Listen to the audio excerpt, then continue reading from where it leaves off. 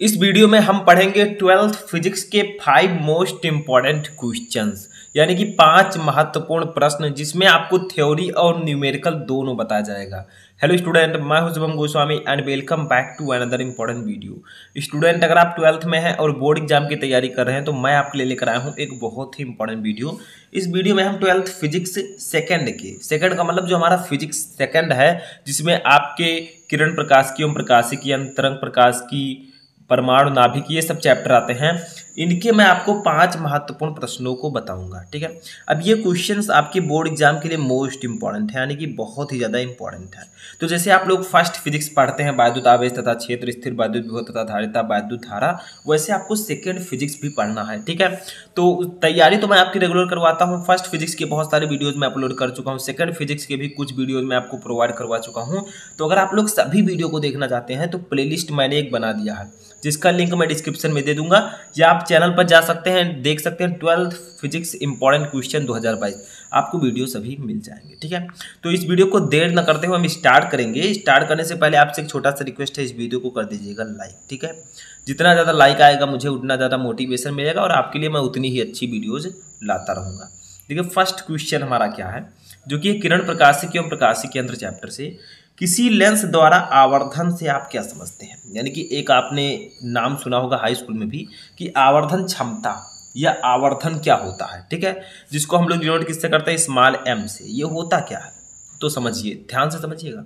देखिए, लेंस द्वारा बने किसी वस्तु की लंबाई के अनुपात को आवर्धन या रेखीय आवर्धन कहते हैं। तो देखिए, थोड़ा सा इसका आंसर समझिए, इसका डेफिनेशन समझिए। थोड़ा सा मैंने यहाँ पर लिखा नहीं था। तो देखिए, लेंस द्वारा बने किसी वस्तु के प्रतिबिंब की लंबाई तथा वस्तु की लंबाई के अनुपात को आवर्धन या रेखीय आवर्धन कहते हैं। यानी कि जो किसी लेंस द्वारा जो वस्तु के प्रतिबिंब की लंबाई बनती है और वस्तु की लंबाई होती है, इन्हीं दोनों के अनुपात को हम आवर्धन या रेखीय आवर्धन कहते हैं, और इसे हम एम से डिनोट करते हैं, स्मॉल एम से। ठीक है, अब आप लोग सोचेंगे इसका फॉर्मूला क्या होगा, तो चलिए फॉर्मूला समझते हैं। देखिए, रेखीय आवर्धन इसे हम लोग कहते हैं, या आवर्धन, रेखीय आवर्धन।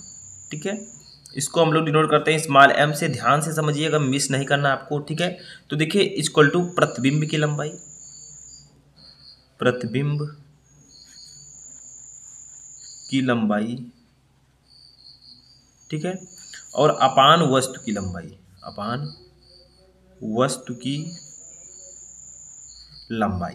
ठीक है, यही होता है फार्मूला आपके रेखीय आवर्धन का। ठीक है, रेखीय आवर्धन इक्वल टू प्रतिबिंब की लंबाई अपान वस्तु की लंबाई। एक फार्मूला आप लोग इसको लिख सकते हैं, एम इक्वल टू, ठीक है, अब प्रतिबिंब की लंबाई को हम डिनोट करते हैं आई से, वस्तु की लंबाई को डिनोट करते हैं ओ से, तो एम इक्वल टू आई अपान ओ भी आप इसे लिख सकते हैं। देखिए, मैं आपको डीपली समझाता हूँ ताकि आपको आगे दिक्कत ना हो। तो एम इक्वल टू आई अपान ओ भी आप लिख सकते हैं, जहाँ आई है प्रतिबिंब की लंबाई, ओ है वस्तु की लंबाई। तो यहाँ पर आपको समझ में आ गया कि प्रतिबिंब की लंबाई और वस्तु की लंबाई के अनुपात को हम रेखीय आवर्धन कहते हैं। या ठीक से डेफिनेशन लिखना चाहें तो लेंस द्वारा बने किसी वस्तु के प्रतिबिंब की लंबाई तथा वस्तु की लंबाई के अनुपात को आवर्धन या रेखीय आवर्धन कहते हैं, और इसे हम एम से डिनोट करते हैं। समझ में आ गया। अब हम लोग देखेंगे अपना नेक्स्ट क्वेश्चन। तो देखिए, हमारा नेक्स्ट क्वेश्चन है, जो कि एक न्यूमेरिकल है छोटा सा। देखिए, +2.50 डायोप्टर तथा -3.75 डायोप्टर क्षमता वाले दो लेंसों को मिलाकर एक संयुक्त लेंस की फोकस दूरी ज्ञात कीजिए। यानी कि दो लेंस हैं जिनकी क्षमता, एक की है 2.50 डायोप्टर, एक की है -3.75 डायोप्टर। ठीक है, अब इन दोनों लेंसों को मिलाकर एक संयुक्त लेंस की फोकस दूरी ज्ञात कीजिए। तो अगर आपको संयुक्त लेंस की फोकस दूरी ज्ञात करनी है तो संयुक्त लेंस की क्षमता पहले निकालना होगा। तो सब लेंस की क्षमता को हम डिनोट करते हैं P1 से। P1 हमें दिया गया है +2.50 डायोप्टर। ठीक है, इसको हम मान लेते हैं P2। दूसरे लेंस की क्षमता को हम डिनोट करेंगे P2 से। ये हमें देगा -3.75 डायोप्टर। अब अगर आपको संयुक्त लेंस की क्षमता निकालनी है तो इसके लिए एक फार्मूला होता है। ठीक है, संयुक्त लेंस की क्षमता P इक्वल टू होता है P1 + P2, यानी कि पहले लेंस की क्षमता और दूसरे लेंस की क्षमता को आप जोड़ दीजिए, जो आएगा वो संयुक्त लेंस की क्षमता होगी। तो P इक्वल टू P1 हमारा है 2.50 डायोप्टर। ठीक है, P2 हमारा है -3.75 डायोप्टर। अब देखिए इसी को हम लोग सॉल्व करेंगे तो 2.50 प्लस माइनस क्या हो जाएगा, माइनस हो जाएगा 3.75। ठीक है, इन्हीं को घटा देंगे तो हमारा आएगा कितना, हमारा जो पी निकल कर आएगा वो आ जाएगा आपका कितना आएगा, 1 दशमलव देखिए 3.75, 2.50 में से 3.75 जाएगा तो आपका आएगा -1.25 डायोप्टर। ठीक है, इतना आ गया। अब ये तो संयुक्त लेंस की क्षमता है, क्योंकि हमें यहाँ पर निकालना है संयुक्त लेंस की फोकस दूरी। तो फोकस दूरी इक्वल टू क्या होता है, मैंने आपको बताया था फोकस दूरी। ठीक है, इसको हम लोग डिनोट करते हैं एफ से। ठीक है, इक्वल टू होता है 100/P। ठीक है, 100/P ये फार्मूला होता है, या आप 1/P भी लिख सकते हैं, लेकिन कब, जब आपकी फोकस दूरी किस में हो। जैसे देखिए P इक्वल टू होता है 1/F जब ये मीटर में हो। ठीक है, लेकिन अगर आपकी फोकस दूरी सेंटीमीटर में है तो आपको 100/F लिखना होगा। तो यहाँ पर क्या लिखा है, मैंने लिखा है। ठीक है, तो हमारा जो आंसर आएगा अभी वो सेंटीमीटर में आएगा। ठीक है, क्योंकि सेंटीमीटर में होगा तो ये 100 ऊपर लिखना होगा और अपान P। अगर यही मीटर में हमें फोकस दूरी निकालना होता तो ये 1/P लिखना है। ठीक है, तो देखिए अब इससे हम सॉल्व करेंगे तो F इक्वल टू हो जाएगा 100/P कितना है, देखिए ये -1.25। अब इसको अगर हम कट करेंगे यानी कि 100 को 1.25 से, तो आपका आ जाएगा -80। ठीक है, तो F इक्वल टू हमारा आ जाएगा -80 सेंटीमीटर। तो ये हमारी जो फोकस दूरी है माइनस में आएगी। ठीक है, किस में आएगी, माइनस में आएगी। तो यही आपका आंसर हो जाएगा। तो बहुत ही सिंपल है, सिर्फ आपको ये वाला फार्मूला याद रखना। अगर आपको फोकस दूरी सेंटीमीटर में निकालनी है तो आप 100/P लिखिए, अगर मीटर में निकालनी है तो आप 1/P लिखिए। ठीक है, नेक्स्ट क्वेश्चन देखते हैं। तो देखिए हमारा तीसरा क्वेश्चन है कि इलेक्ट्रॉन सूक्ष्मदर्शी प्रकाशिक सूक्ष्मदर्शी से उत्तम क्यों माना जाता है। यानी कि जो इलेक्ट्रॉन सूक्ष्मदर्शी होता है वो प्रकाशिक सूक्ष्मदर्शी से अच्छा क्यों माना जाता है। ठीक है, तो देखिए कुछ इसमें खूबी होती है, उसको मैं बता देता हूँ। देखिए इलेक्ट्रॉन लिखिए, छोटा सा इसका आंसर है, आप लोग लिख लीजिए। इलेक्ट्रॉन सूक्ष्मदर्शी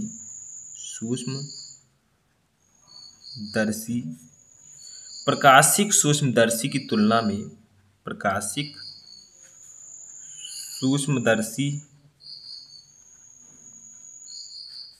की तुलना में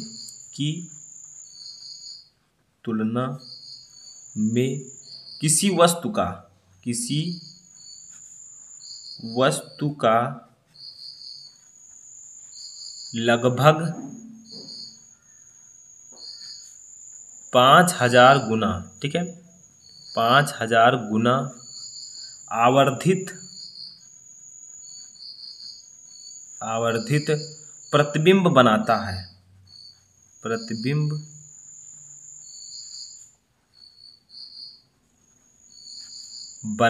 है। ठीक है, इसलिए यह प्रकाशिक सूक्ष्मदर्शी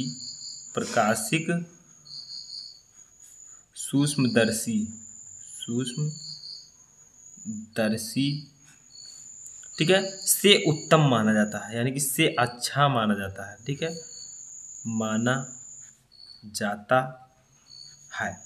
तो देखिए क्या दिक्कत है कि इलेक्ट्रॉन सूक्ष्मदर्शी प्रकाशिक सूक्ष्मदर्शी से अच्छा क्यों माना जाता है। यानी कि इलेक्ट्रॉन सूक्ष्मदर्शी जो है प्रकाशिक सूक्ष्मदर्शी से अच्छा क्यों है, तो इसमें एक खूबी होती है। देखिए इलेक्ट्रॉन सूक्ष्मदर्शी प्रकाशिक सूक्ष्मदर्शी की तुलना में किसी वस्तु का लगभग 5000 गुना आवर्धित प्रतिबिंब बनाता है। यानी कि जो इलेक्ट्रॉन सूक्ष्मदर्शी होता है ये प्रकाशिक सूक्ष्मदर्शी की तुलना में अगर किसी वस्तु का ये 5000 गुना बड़ा प्रतिबिंब बनाता है, आवर्धित प्रतिबिंब बनाता है, इसलिए यह प्रकाशिक सूक्ष्मदर्शी से उत्तम माना जाता है, यानी कि अच्छा माना जाता है। ठीक है, तो यही आपका एक कारण है। आप लोग थोड़ा अच्छे से लिखिएगा, मैंने तेजी से लिखा है, थोड़ा राइटिंग आपको अच्छे से करनी है। ठीक है, तो यही आपका आंसर हो जाएगा। ठीक है, नेक्स्ट क्वेश्चन हम देखते हैं 4 नंबर। ये भी एक छोटा सा न्यूमेरिकल है। देखिए किसी छोटी दूरबीन के अभिदृश्यक की फोकस दूरी 144 सेंटीमीटर तथा नेत्रिका की फोकस दूरी 6 सेंटीमीटर है। दूरबीन की आवर्धन क्षमता कितनी होगी। यानी कि आपको अभिदृश्यक की फोकस दूरी दी गई है और नेत्रिका लेंस की फोकस दूरी दी गई है।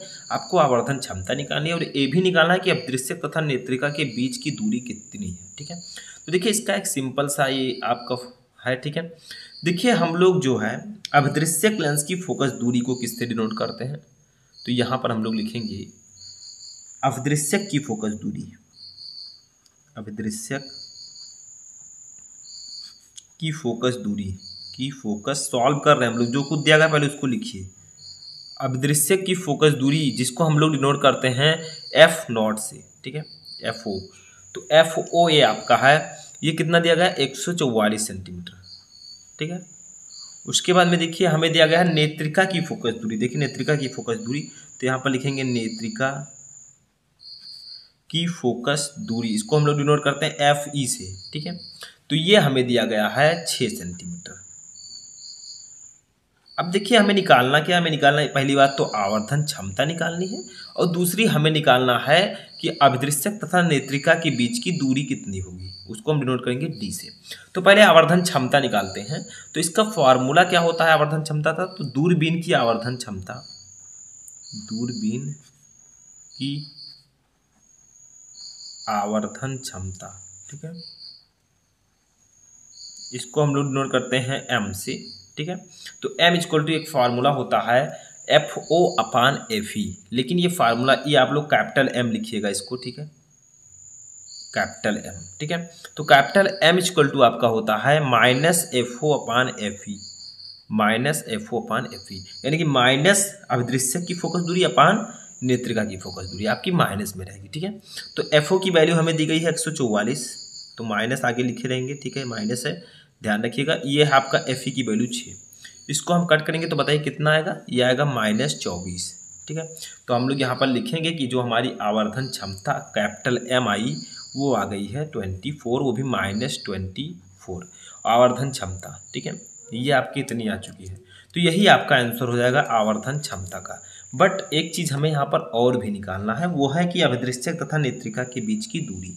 तो इसको निकालना है तो सिंपल तरीके से हम निकाल सकते हैं, लिखेंगे अभिदृश्यक तथा नेत्रिका की फोकस दूरी। देखिए आपका जो आवर्धन क्षमता है वो माइनस में आया है, यानी कि ऋणात्मक चिन्ह यह प्रकट करता है कि अंतिम प्रतिबिंब उल्टा है, ठीक है। तो अभिदृश्यक तथा नेत्रिका की फोकस दूरी, अभिदृश्यक तथा नेत्रिका की दूरी, नेत्रिका की के बीच की दूरी, ठीक है, के बीच की दूरी, ठीक है, इसको हम लोग डिनोट करते हैं स्मॉल डी से। स्मॉल डी इक्वल टू हो जाएगा F O plus F E. अगर आपको अभिदृश्यक तथा नेत्रिका के बीच की दूरी निकालनी है तो आप F O plus F E को जोड़ दीजिए। तो एफ ओ की वैल्यू हमें कितनी दी गई है, ऊपर हमें दिया गया था 144 प्लस एफ ई की वैल्यू थी 6। तो डी इक्वल टू फाइनली यहाँ पर अभिदृश्यक तथा नेत्रिका की दूरी जो डी आएगी वो आ जाएगी 150, ठीक है, दोनों को ऐड कर देंगे तो ये हमारा आ जाएगा 150, ठीक है, सेंटीमीटर दूरी है, तो इसे हम सेंटीमीटर फिर नोट करेंगे। तो यही आपका आंसर यहाँ पर आ जाएगा अभिदृश्यक तथा नेत्रिका के बीच की दूरी। समझ में आ गया। तो आप लोग इस फार्मूले को लगा सकते हैं। नंबर 1 ये फार्मूला अगर दूरी निकालना है, नंबर ये फार्मूला आपको अगर आपको आवर्धन क्षमता निकालनी है, ठीक है, दोनों समझ में आया। नेक्स्ट क्वेश्चन अब हम देखेंगे, अपना लास्ट क्वेश्चन हमारा है। तो देखिए हमारा नेक्स्ट क्वेश्चन है जो कि लास्ट क्वेश्चन है, ये है कि दूरदर्शी के अभिदृश्यक का द्वारक बड़ा क्यों बनाया जाता है। यानी कि जो दूरदर्शी होता है उसका जो अभिदृश्यक होता है उसका द्वारक बड़ा क्यों होता है। तो एक सिंपल सा इसका रीजन है, वही आप लोग लिख दीजिए। देखिए दूरदर्शी की विभेदन क्षमता, विभेदन क्षमता एक इसकी होती है, विभेदन क्षमता तथा प्रतिबिंब, तथा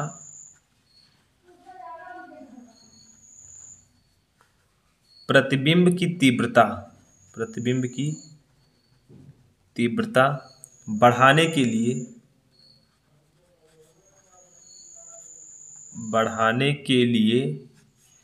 इसके अभिदृश्यक